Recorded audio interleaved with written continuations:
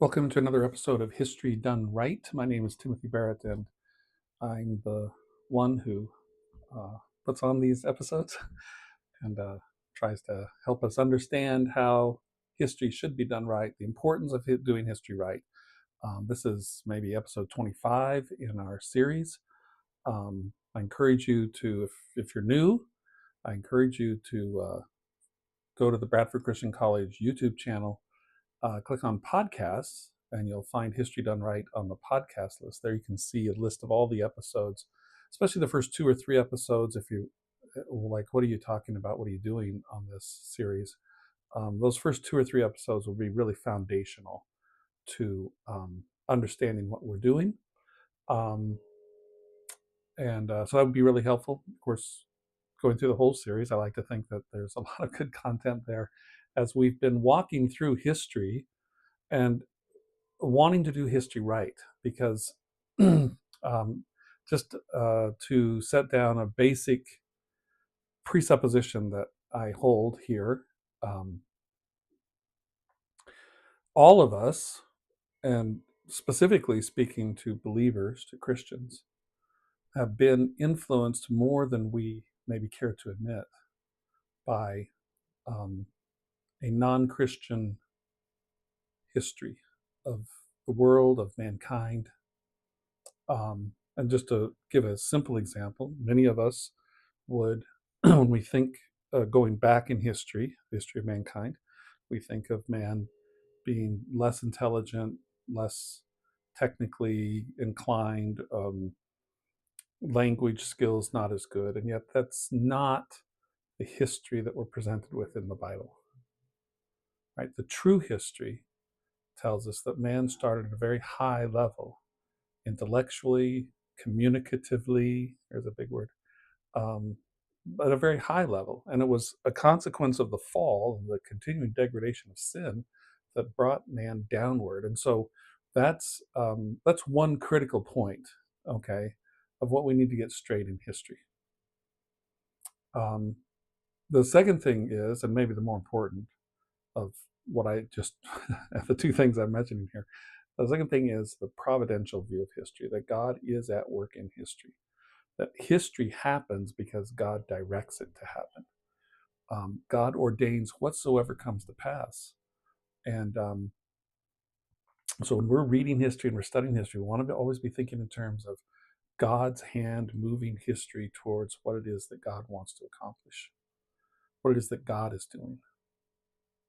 And the first and most important thing that God is doing through his son, Jesus Christ, is he's redeeming the world to himself. The world, the material world that suffers because of the sinfulness of man, that sinfulness um, originally in our representative Adam at the beginning of history. All right, so okay, before I pick up the series here, let me just mention you saw the Bradford Christian College slide in the intro. Bradford Christian College, an online college that provides a number of bachelor degrees as well as a Master of Arts in Theology. BradfordChristianCollege.com is the website to go to. The link is in the description below. I urge you to go to that website, check out Bradford Christian College, and see if it's not the right choice for you. It's an online college, so you have the opportunity to make it fit whatever your current schedule is. But you're not alone. You have a mentor who works with you, walks with you through your program to make sure that you complete things, that you understand what you're doing, challenges you with questions, gives you an opportunity to express what you're learning in your studies. And so that's BradfordChristianCollege.com. One thing I wanted to mention, and I need to update the intro, but also Covenant Academy Online. Covenant Academy Online is an online endeavor of mine, teaching live online classes for students anywhere from grades 4 through 12. Right now, we're in the early part of our summer school, and I'm doing a biology class and an algebra 2 class. I'd love to do a live class for you. I don't care how many students there would be in a class. It could just be one student. That's great. But if there's a particular subject that your student might need or want that you're not prepared as a parent to teach, be a great opportunity. It'd be a great opportunity for a family that has a number of children you're homeschooling, and maybe you want an opportunity to work with some of the younger ones, for example, and you need your older students to be um, diligently occupied, and an online class might be an option for them. And I would love to explore whatever you'd like to have for an online class. It can be traditional classes like your algebra, geometry, and physics, and chemistry, and biology, or if you want to explore some, elective type options. Love to study just a period of history: the Civil War, World War One, World War Two, the Cold War. Um, uh, I have an elective that I've kind of put together, still working on, but mostly together, just a cultural history um, of the United States. Anyway, contact me at tbarrett. That's T Barrett, Barrett, T Barrett at covenantacademyonline.com, and I think that email is in the description below as well. And just contact me and say, hey, I have a 14-year-old and we need science, or I have a 16-year-old who'd love to study the Cold War period, or whatever the case would be, and we'll communicate and see if we can't get something set up.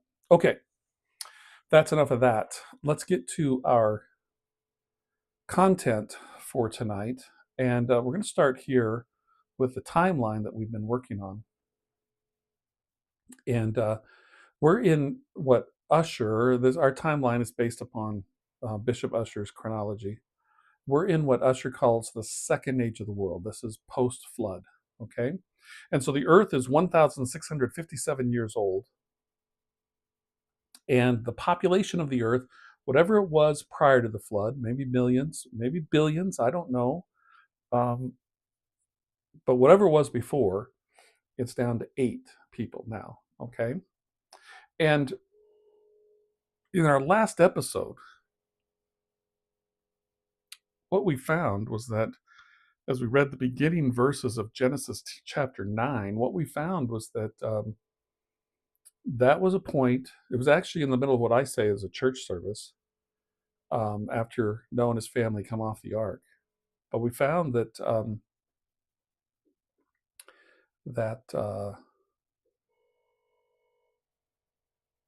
we have the divine institution of civil government. Let's see. I'm going to kind of guess. I'm going to put this right here because we have this divine institution established, civil government, and I don't know. I'm going to put in parentheses here Genesis.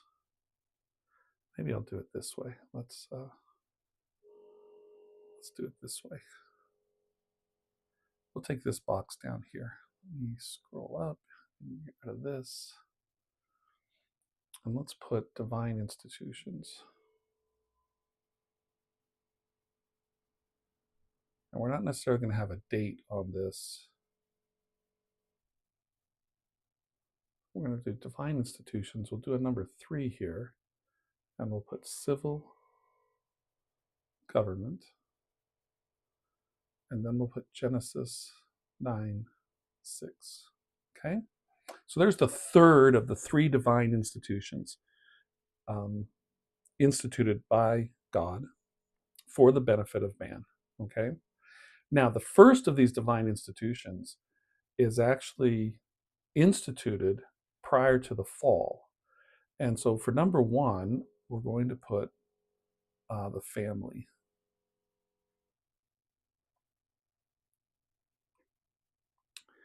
And I don't really have the space, but we're just going to put Genesis 1 and 2.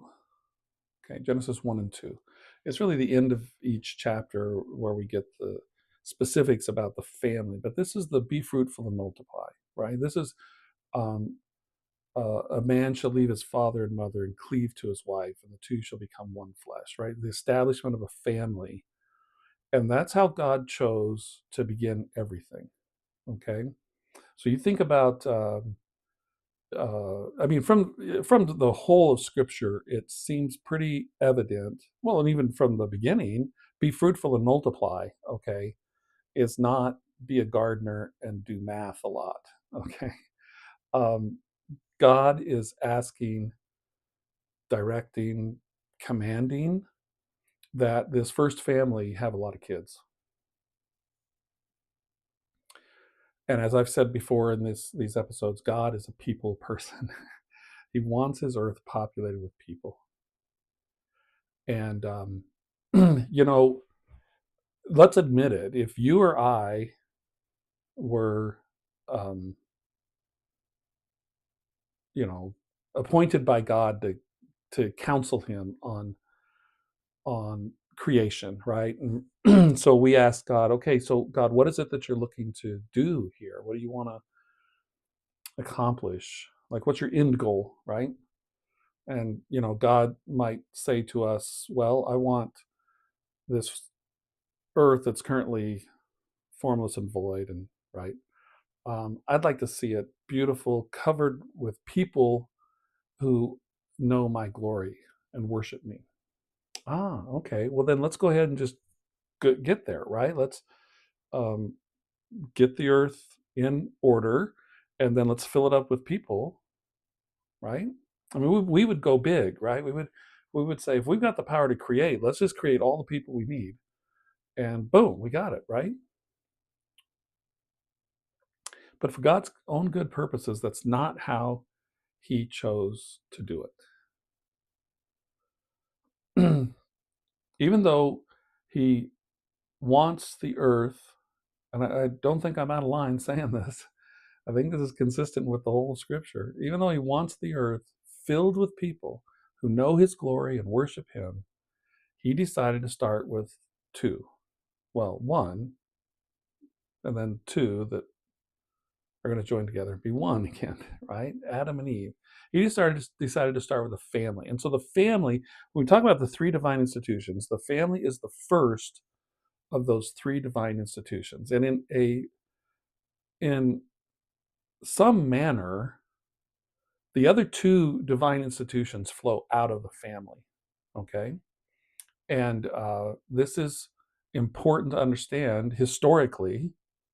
Okay. Historically, um, it's not, society or culture, if you will, doesn't start with some kind of uh, monarchical government or patriarchal government, or it doesn't start at the civil government level at all. The fundamental foundation stone of society, of culture, is the family. It's a mom and a dad who are being faithful, fruitful, and forever.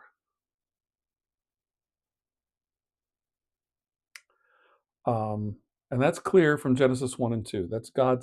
That's that is God's divine purpose um, before the fall and after the fall, because in Genesis 9 he repeats to Noah and his sons, the four families that are represented there, not represented there, the four families that are there, um, he repeats. All right. So he wants this divine institution of the family to be the basis, the foundation of a culture. Right. And so um, this is why we need to be, um, I'll say aggressive, but we need to be urgent about ensuring that those people who are responsible for making policy decisions and such for our cities, our counties, our state, our nation, they prioritize the family, not whatever we want to say the family is, right? Um, Not the Barney kind of family. If you don't understand that reference, that's fine. But the family as originally instituted, a man and a woman who come together in marriage, become one, and they are a family. And then they are faithful, fruitful, and forever. It's critical. How do I know it's critical? Because that's the way God ordained it to be. That's what God. Okay, look, I'm just going to suggest that if you want to build a culture, rebuild a culture, if you want to strengthen a culture, if you want to give a culture what it needs to survive, I'm just going to suggest do it the way God did it. Don't do it the way sinful man thinks to do it, right? I mean, this is basic smarts, okay? When you're in a math class and struggling, you don't find the other failing students and say, hey, let's fail together, right? You find a student that's successful at the class and you say, help me to be successful. You do what the best do, okay? So in all of creation, who's the best? Thank you. God is, right? Well, how does God go about starting a culture? What does God say is the first thing that needs to be in place to build the best culture? And it's a family, right? So that's why, that's why it's important. Um, and the blessing is that history documents that uh,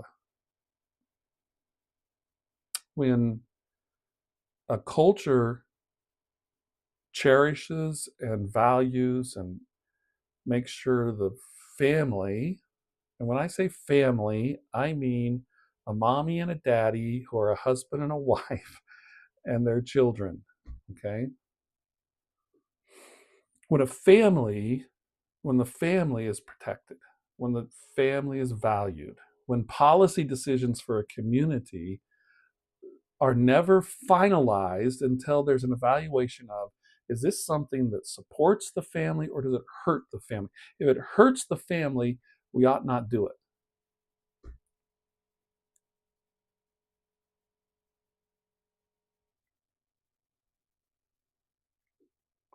Now, it's an interesting thought exercise. If there were no fall, I don't know, would there be the need for civil government as we see instituted in Genesis chapter 9? Now, my guess is that there would be the need for some kind of a governmental body, right? I mean, you don't have to be a pack of sinners, right, to have issues, traveling about, right? I mean, imagine there was no fall and you've got a growing community and you're starting to build roads. I mean, it's kind of reasonable to say, okay, let's make some rules about how we travel our roads, okay?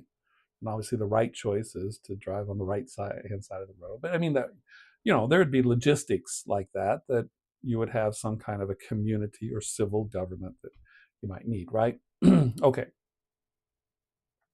Presumably, if there were no fall, you wouldn't need the civil government carrying out the death penalty, right? Right. Now, the second of these divine institutions is the church. Okay. Now, I want to be careful because in listing it this way, I do not mean that the family has authority over the church has the authority over the civil government. These are three divine institutions, and they all have their spheres of jurisdiction. And yet, as we look at how these institutions come about in time, in true history, they come about in the order that they are needed, and I would say in the order of priority, right? Priority is the family, okay? And the second priority is the church, okay? Priority is the family, foundation stone of culture. That's what ensures a sense of peace and order in a culture, an advancement in culture that gives the best economic opportunity for a culture. It doesn't guarantee anything, especially in our fallen world, right? But it's the best opportunity for that. Now, the church, we could go to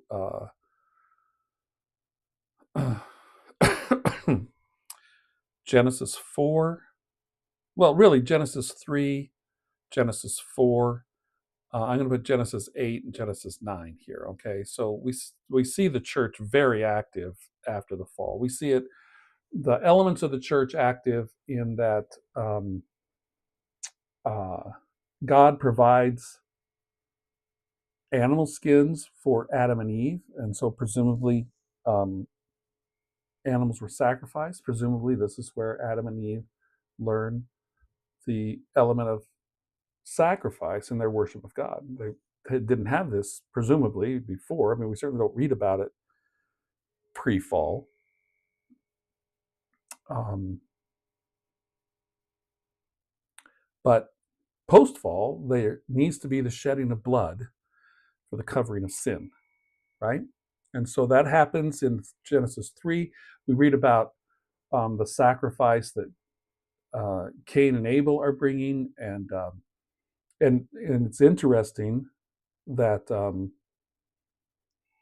in that instance, which this would be an element of the church, right, the place where we worship, and in Old Testament economy, bringing the sacrifice. Abel's sacrifice is accepted by God. Cain's sacrifice is rejected. And what we learn when we read the commentary on the Old Testament, the New Testament, what we learn is that Abel's sacrifice is brought in faith. And so from the very first, this ceremony of sacrifice, as it is presented in the Old Testament, was rooted in faith. It was a matter of faith. Just like what we say today is that it's faith, right? There's no difference. It's always been about faith. Entire trust and confidence in the person, character, and work of God. That's what it's always been about. And so by faith, Abel brought his sacrifice and it was received. Cain's wasn't, presumably not because Cain's was the fruit of the field or the garden, whatever, and Abel's was a lamb. I don't think that was the issue necessarily. I mean, the implication is that if Cain had brought his sacrifice in faith, that it would have been received as well. Although, I mean, there is the issue of the need for the shedding of blood. So, I mean, it could well be that the reason Cain did what he did was precisely because he lacked faith. Anyway, the point is, we see the one element of the church, and that is sacrifice, right? But even in the story of Cain and Abel's sacrifice, we also see um, God's word in that as well, because God has a word for Cain about the issue, and an important warning to Cain about sin waiting at the door. But then at the end of chapter 8, the beginning of chapter 9, and we looked at this last week, or last episode, last couple of episodes maybe, we see that you could say a full church service, right? Noah and his family come off the ark, an altar, worship, and then the word is received. And it gives us a pattern for the church service. And it's in the preaching of the word, God speaking the word to Noah and his family, that we get that verse, specifically Genesis 9:6, where we have the institution of the single most important thing that the civil government can do, and that is to punish the evildoer. And if the evildoer is as evil as destroying or killing or murdering the image of God, then it's critical that the civil government properly punish. And obviously, we want to be certain that the person that's going to be punished is the true guilty party. And so that's why we have a judicial system, and we are very careful about the presentation of evidence. I mean, we are over careful maybe about making sure that evidence is brought in properly, and that the defendant is fully accessing his rights as a defendant. I think we work really hard to try to ensure that we particularly when it's a death penalty case, that we have the correct guilty party. Now, one thing that I want to say about our last episode, I think I mentioned it, but I want to reiterate this, re-emphasize this. It's interesting that Usher calls this the second age of the world. It's like a second chance. It's a re-beginning, right? And it's very similar to the first beginning in that the few who occupy the planet, the earth, are instructed directly by God about what they're supposed to do. And so we see the reinstitution of the family, be fruitful and multiply. We see the reinstitution of the church with the church service, the end of chapter 8, sacrifice, worship, beginning of chapter 9, God's word proclaimed. And we see the new institution of civil government. And these three institutions, the family, a mommy and a daddy who are a husband and a wife, a man and a woman, joined together to become one flesh, to be faithful, fruitful, and forever. Right? And we see the church, a place of worshiping the one true God and hearing his word proclaimed, and the institution of the civil government to ensure that the evildoer is punished.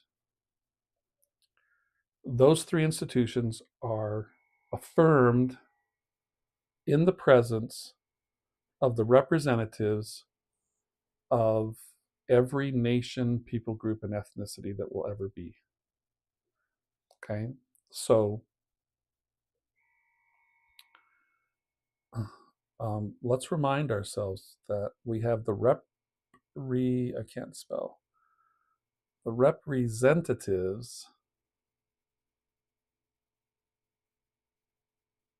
of all nations. And so this is why every nation, whether it's a nation chosen by God or not, but every nation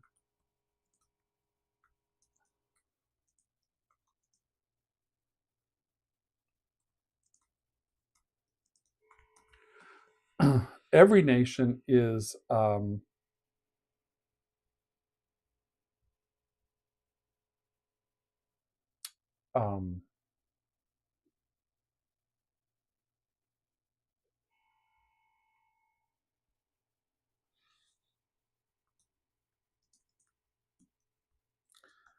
is accountable to God, right? I mean, God's not saying what he's saying here with knowing his sons and their wives off the ark just for their benefit, okay? He's looking at these four families, and God's saying to them, as the representatives, the heads of all the nations that will be, here's my expectation for you. This is what I expect you to teach your children, your children's children. This is the way I expect you to behave. Okay. Um,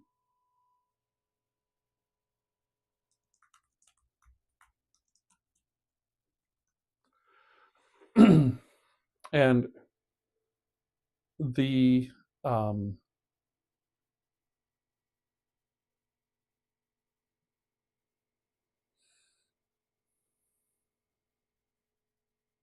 this understanding that I'm talking about right here, that God holds the nations accountable, right? Because I mean, it could be real easy for us to think that, well, the Old Testament's about the nation of Israel, and so that's the nation that's accountable to God.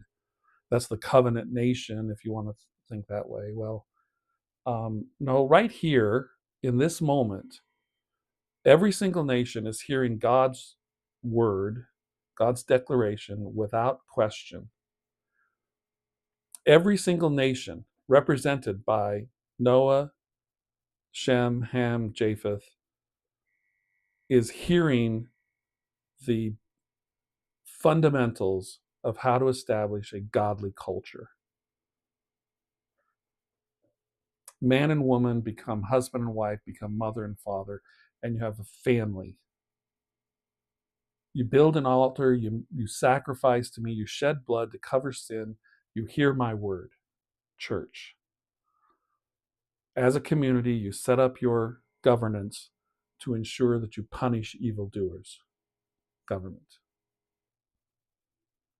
Okay, the basics, the fundamentals. If you want a thriving culture, if you want the best opportunity for families to experience freedom and economic liberty and prosperity, make sure that you have a well-functioning church that brings them together to worship the one true God and to hear his word preached, and make sure that you have a governance that punishes evildoers. And you're off to a good start. And see, even at the time of the founding of this country, it was understood that God does judge nations. If you ever go to Washington, D.C., thankfully the Thomas Jefferson Memorial still stands. And when you walk into that Jefferson Memorial, as I remember it, you walk in and you're looking right at a magnificent statue of Thomas Jefferson. Kind of turn to your left and look behind, and you'll see, in part at least, this quote that I'll read here. Thomas Jefferson. God who gave us life gave us liberty. Can the liberties of a nation be secure when we have removed the conviction that these liberties are the gift of God? Indeed, I tremble for my country when I reflect that God is just, that his justice cannot sleep forever. Commerce between master and slave is despotism. All right, so what Jefferson is saying is slave trade is despotism. Nothing is more certainly written in the book of fate than that these people are to be free. Establish the law for educating the common people. This it is the business of the state to effect and on a general plan. Yeah, Thomas Jefferson really was troubled by at least the slave trade. It was, in fact, in his original draft of the Declaration of Independence, it was the largest paragraph was his petition against the king for what he had perpetrated upon the colonies with this slave trade business. It was edited out, I imagine, because there were some southern states that didn't like that being in there. And so to keep the 13 colonies together, committed to this endeavor for independence, it was removed. But you know, Jefferson, the first chance he got after the Constitution set a time limit on how much longer slave trade could go on, the first chance he got, he made sure that the law was passed to put an end to slave trade. Anyway, the point is, I mean, I'm not really here to argue the how we handled slavery in this country. That's not my point. My point is, even Jefferson, who people maybe readily accuse of not being a Christian, and maybe with some good reason, but even he understood that there's a God who holds nations accountable for how they conduct themselves. Why? Well, my guess is that probably something he read often was the Bible. He probably read the Old Testament often. He probably read Genesis 9. And he knew that these nations were standing there before God in their representatives, and they were hearing God's standard of how they were to conduct themselves. Okay. So that was Genesis 9, 1 through 6. The last episode we talked about that, read through that. Let's go to our next section that we want to look at in Genesis chapter 9, and it's verses 18 through 23. And this can be a difficult passage. We're not going to get in. I'll just briefly mention the difficult part of it. Maybe Matthew Henry will mention it some, but a little bit troubling here. But these verses or the verses that follow, maybe not these verses in particular, they tell of the incident, and then the verses that follow tell of, are the part where perhaps are more instructive about what we can expect in history going forward from this point than anything else. So, here in verse 18, and the sons of Noah that went forth of the ark were Shem, Ham, and Japheth. And Ham is the father of Canaan. These are the three. Now, this would be one thing that would be worth some time to study, like why the sons of Noah that went forth of the ark were Shem, Ham, and Japheth, and Ham is the father of Canaan. I'm not sure why the scripture wants to point that out here. Maybe Matthew Henry will help us think about this. Has Canaan already been born at this point? So that's why he's mentioned. All right. These are the three sons of Noah, and of them was the whole earth overspread. Okay, that's just a beautiful way of saying this is where all the people groups come from. Every people group, I'm going to keep emphasizing this, every people group, ethnicity, and nation that has ever been, even those who have gone extinct since this time, spring forth from Noah, Ham, Shem, and Japheth. And Noah began to be a husbandman, and he planted a vineyard, and he drank of the wine and was drunken, and he was uncovered within his tent. Okay, so this is sin. Drunkenness is sin. Drinking wine, apparently not sin. Drunkenness, sin. And Ham, the father of Canaan, saw the nakedness of his father and told his two brethren without. Okay, now there is, I don't know if it's controversy, but there's a lot of variation in trying to understand what this particular verse means. And there seems to be some legitimacy to some rather disturbing understandings of what this means. But for our purposes, it's enough to know that a son saw his father in a shameful situation, and rather than expressing love to his father to help, in a sense, cover that sin, he decided to go out and gossip about it. He decided to mock his father. And Shem and Japheth took a garment, laid it upon both their shoulders, and went backward and covered the nakedness of their father. And their faces were backward, and they saw not their father's nakedness. Right? So Shem and Japheth show humility to their father, respect to their father, and their love covers his sin. Okay, doesn't excuse it. Okay, once they get some coffee into dad, and he's a little more aware, they may want to have a discussion with dad about things. But in the moment, they did not disrespect the father-son relationship, right? They didn't disrespect the office that they were to respect, and that is their father. Let's see what Matthew Henry says. Here is Noah's family and employment.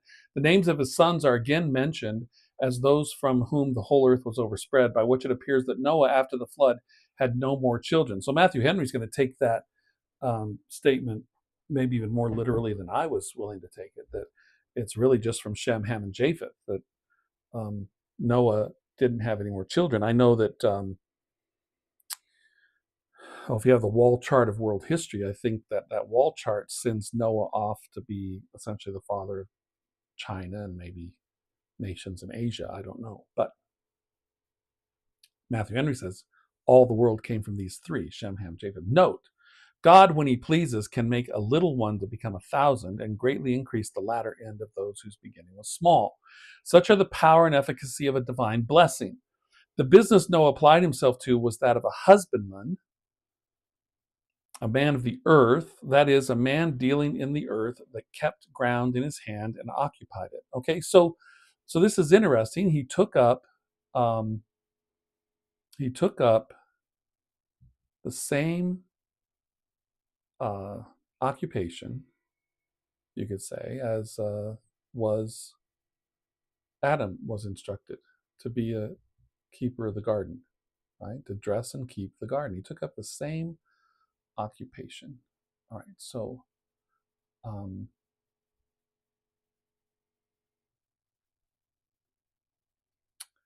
here's something that's interesting to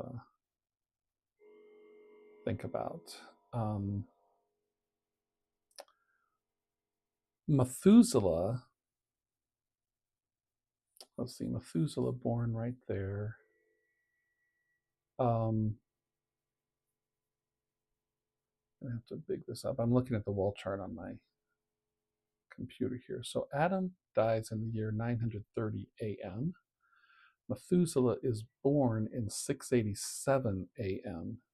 So that means that Methuselah had about 250 years, 243 years that Methuselah was able to talk with Adam. Um, let's see, 126 years after Adam dies, Noah is born. And Noah um, was able to talk with Methuselah. Um, let's see, from Noah's born in 1056. The flood happens in 1656. So Noah could talk with Methuselah 600 years. Um,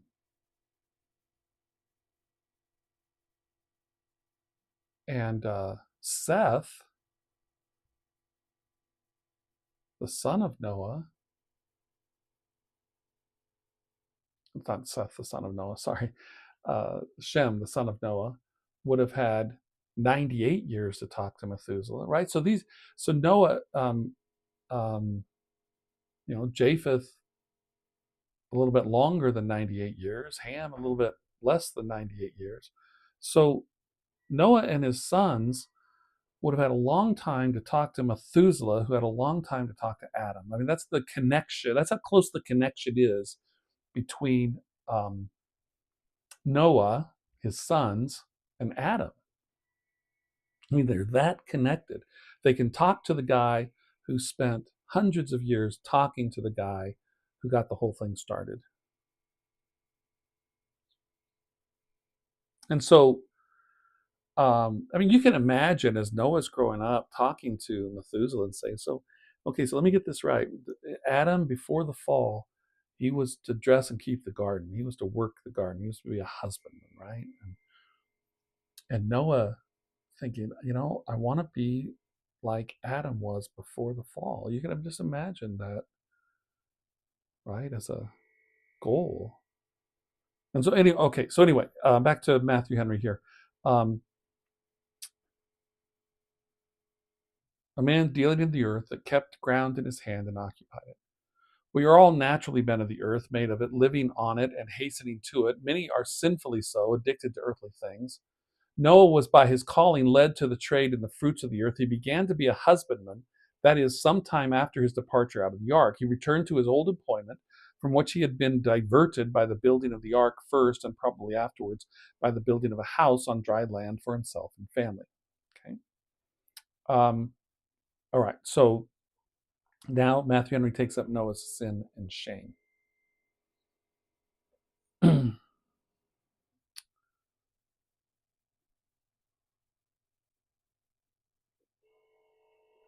He drank too liberally, more than his head at this age would bear, for he was drunk. We have reason to think he was never drunk before nor after. Observe how he came now to be overtaken in this fault.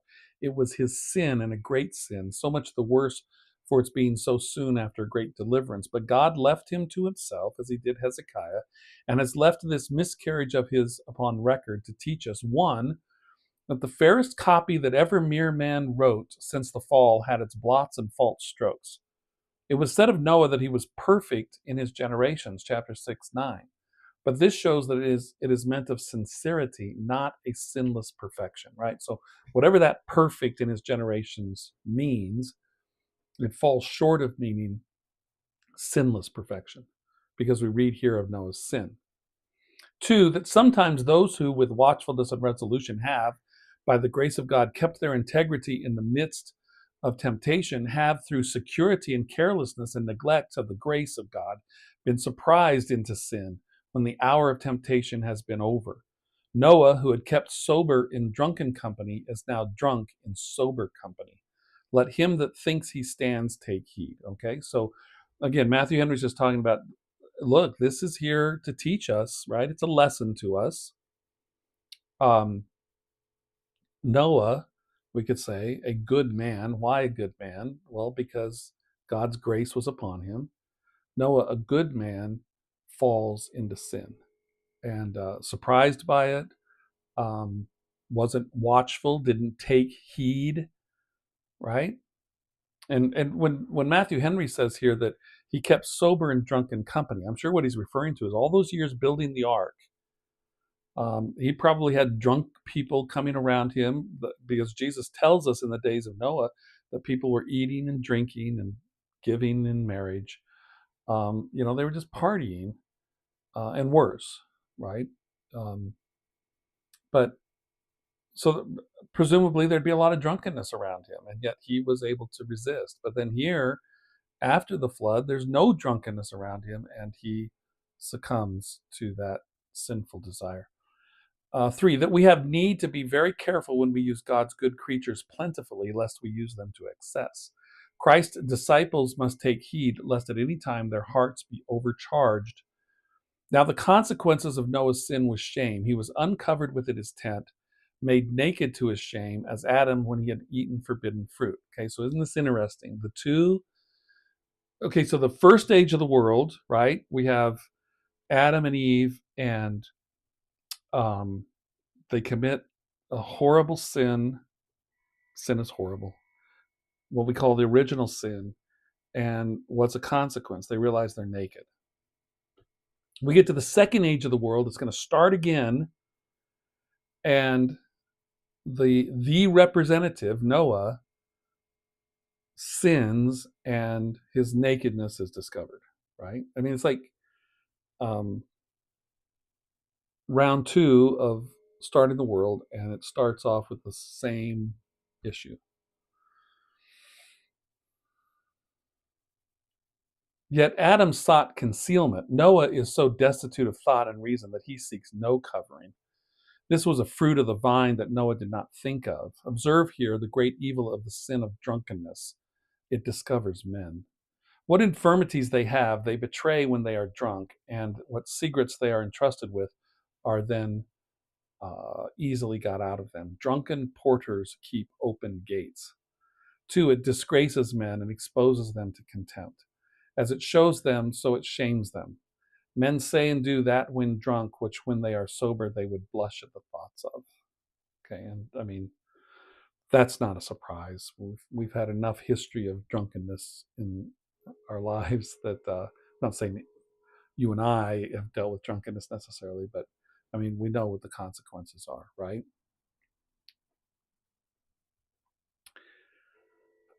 Ham's impudence and impiety. He saw the nakedness of his father and told his two brethren. To see it accidentally and involuntarily would not have been a crime, but one, he pleased himself with the sight, as the Edomites looked upon the day of their brother, pleased and insulting.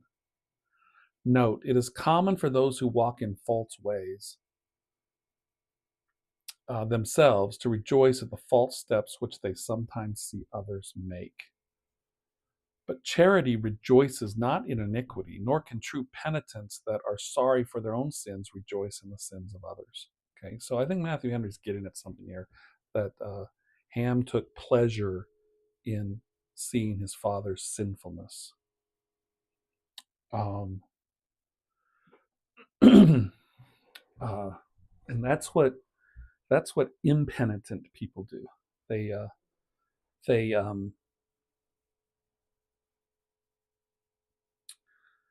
they entice others.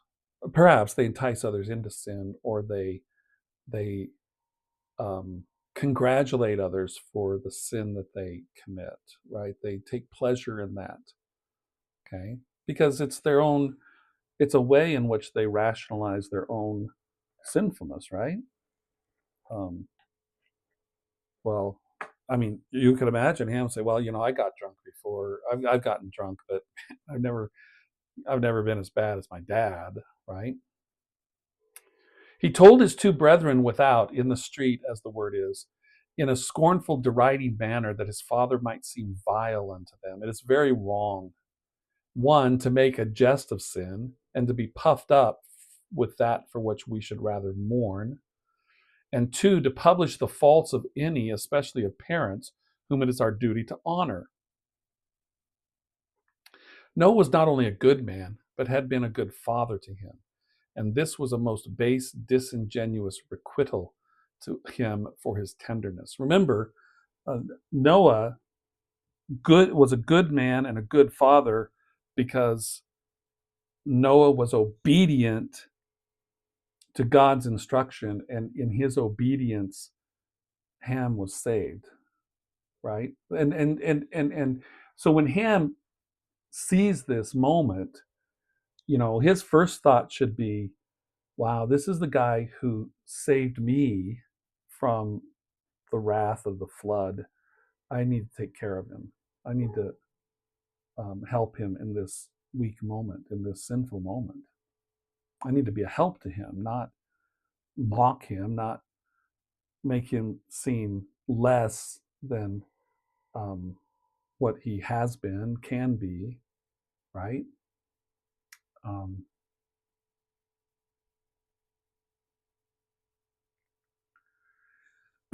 and so this is interesting.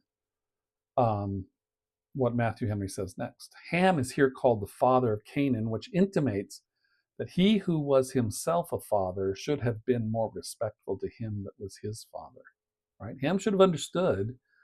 That's maybe why the scriptures tell us twice, I think, in the verses we read, that Ham, the father of Canaan. I mean, there could be other reasons, but I mean, it's certainly, if Ham is a father at that moment and he sees his father, you would think he could at least think about, well, how would I want my son to deal with me if he discovered me in this circumstance?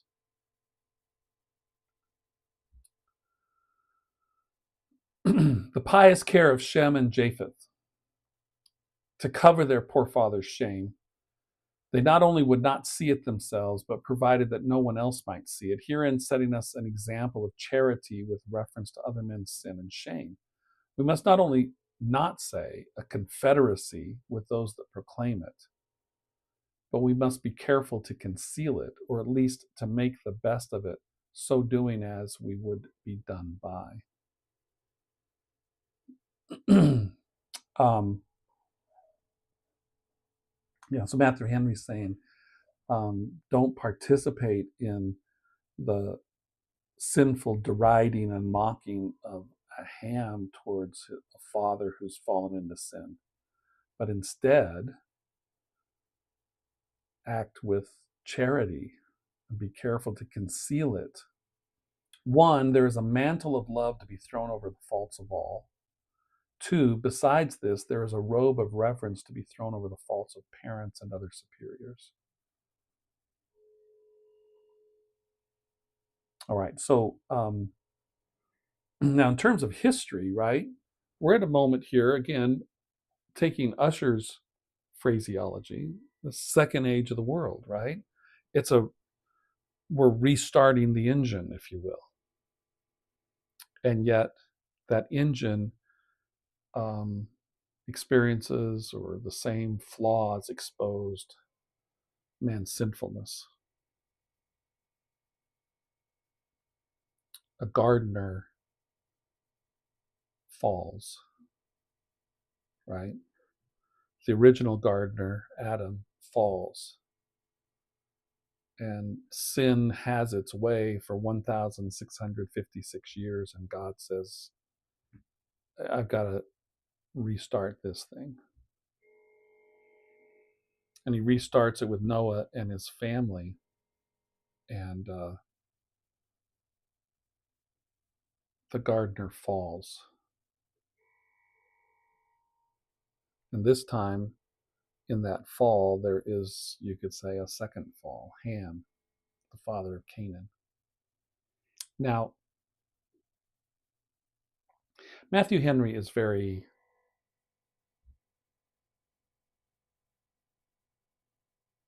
careful, I'll say, regarding this passage. And I don't necessarily care to get into the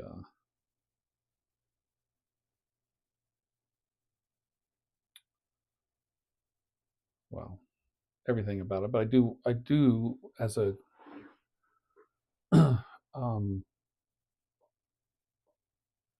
a good teacher, I do want to make note of something here.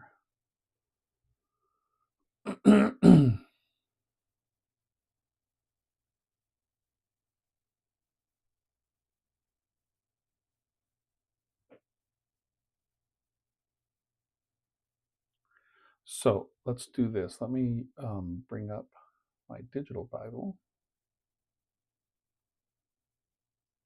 And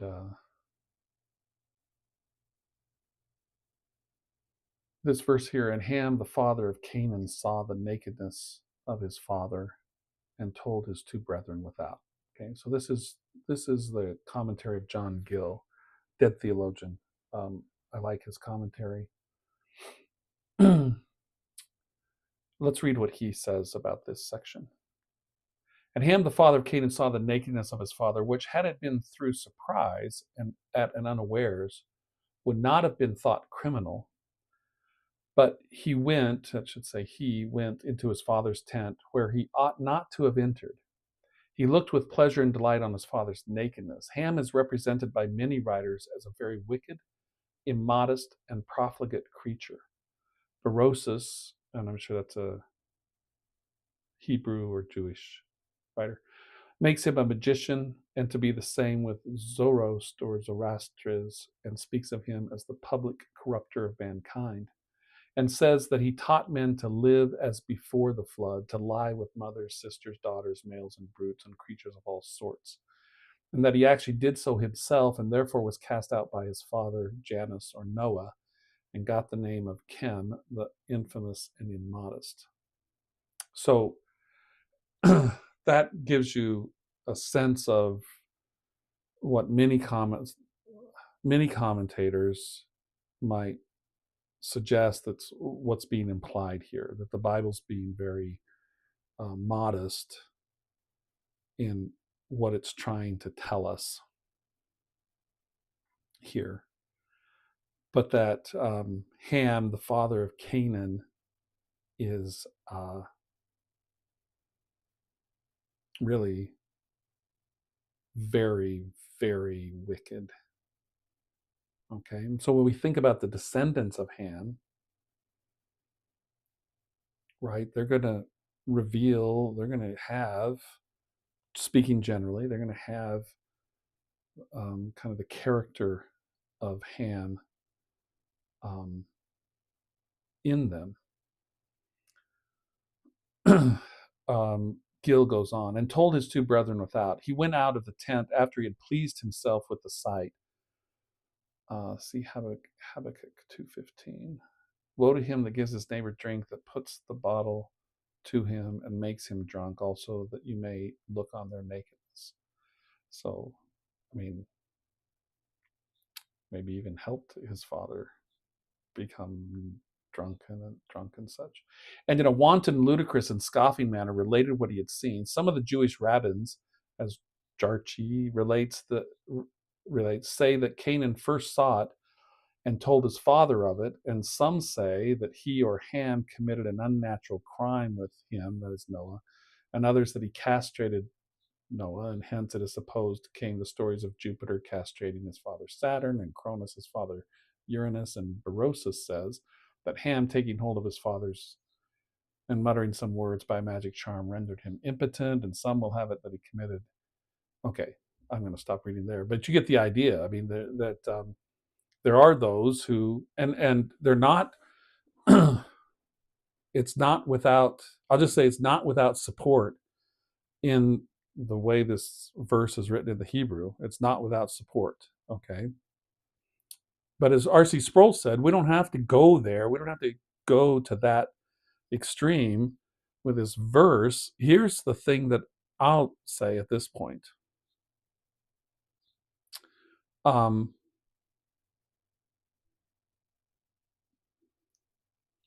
we talked about the three divine institutions, and I suggested that there's there is a primacy, there's an order to those three divine institutions: family, church, civil government. And again, I don't mean that the family gets to rule over the church and the family gets to rule over the civil government. They are divine institutions. They have their proper spheres of jurisdiction. But here's what I want to say. In real history, the family was instituted first for a reason. And I would suggest that one of the reasons is that the family becomes the first church and government the child experiences, the child knows, the child learns. And it's why it's important to have strong, healthy families. It's important to have the institution of the church and the institution of the civil government actually supporting the family as instituted by God for that reason. If the church wants good parishioners, it should want strong families that are training up children to be good parishioners. And if the civil government wants good citizens, it should want the family to be training up their children to be good citizens. Now, see, here's the thing: in the sinfulness of man, um, the civil government thinks, yeah, we want children to be good citizens, and they are immediately suspicious of parents doing it right. And so what do? They take the children from the parents. And now everything's wrong. Okay. So the civil government doesn't accomplish better citizens by being more oppressive of the family.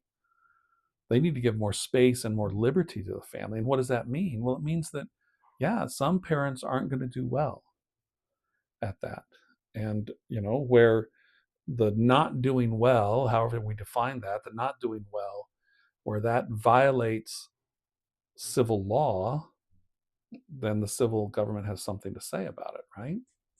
Same thing with a church. A church can become overbearing of a family too, and be piling on programs and services, and you got to do this, you got to serve here, you got to be at this potluck, you have to be at this, and the family just becomes the slave of the church meetings and services and such, right? And thinking that's how we'll save these families. No, don't violate the jurisdictional spheres here, okay? But the point I'm really getting at is that the family is the place where children are going to learn how to be a good church member and how to be a good citizen. And so think about Ham and what he's learned. And I don't know how much responsibility lands on Noah and his wife for the way that Ham was raised. I mean, whatever the circumstance is, but if Ham is someone who is willing to disrespect his father in such a way, um, what are the chances that that's going to continue in his descendants, right? And there's going to be a lack of the right type of families, the right type of civil government. Maybe there's going to be lack of a true church that worships the one true God. Here's my point in regards to history done right, and we'll have to save this for next time because I've gone too long. But my point is, we need to think about the consequences of this because there will be consequences. Noah is going to speak a blessing and a cursing, and we need to think about how does that impact the descendants of Shem, Ham, and Japheth, and the nations that will come forth, and what does it mean for those nations? I don't know that I know all the answers to that, but if I want to do history right, I need to take seriously moments like this in history, and we'll have more to say about that next episode, Lord willing, when we look at what is it that Noah says to his sons after this incident, and how does that relate to, does it relate to the history of the nations that come forth from that point? I'm going to suggest that it does, and it tells us that incidents in history matter. They become causes for later effects, and our ability to understand the history that follows from this time period can be perhaps greatly enhanced by paying more attention to what it is that Noah says to his sons. So I hope you continue with these episodes. Please like, subscribe, and share. Let others know about the videos that we're doing. Let's do history right because it makes all the difference in the world for how we understand history and how that helps us understand future history. Okay? So thanks for being a part, and I hope to see you next time, Lord willing, with another episode of History Done Right.